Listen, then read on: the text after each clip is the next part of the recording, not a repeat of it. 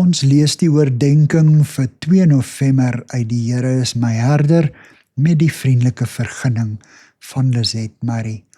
Die opskrif vanoggend is musiek.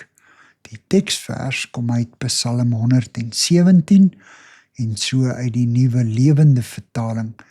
Daar staan geskrywe: Loof die Here al die nasies, prys hom alle volke, want sy liefde is groot oor ons. Die trou van die Here bly vir altyd. Prys die Here. Dikwels dink ons dat musiek bloot iets is wat ons tydelik laat vergeet van die harde werklikheid rondom ons.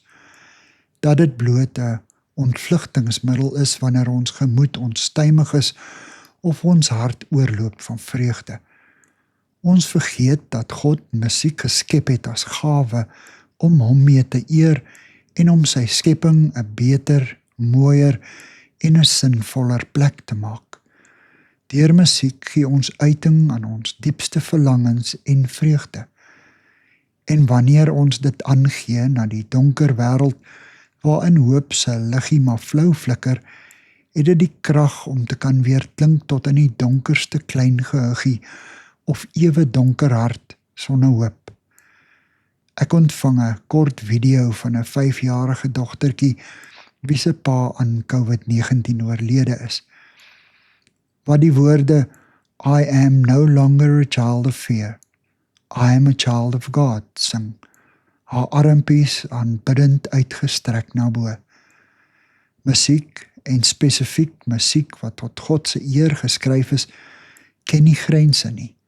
Dit troos en bemoedig en hef op en laat 'n mens saam lof sing, ongeag jou ouderdom. Want klein soos daardie dogtertjie is, ervaar sy reeds haar hemelse Vader se troos, deur die musiek wat sy hoor en saam sing. Al verstaan sy niks van die ingrypende gevolge wat die dood inhou nie, ervaar sy reeds iets van die geborgenheid wat net God kan gee. Here, dankie dat U ook deur musiek met ons elkeen praat. Amen. Dankie vir die saamkuier. Ek deel Lizet se kontak en webblad besonderhede in die inligtingsparagraaf van hierdie voorlesing. Daar is ook skakels na voorlesings van Lizet se ander publikasies wat op hierdie platform beskikbaar is.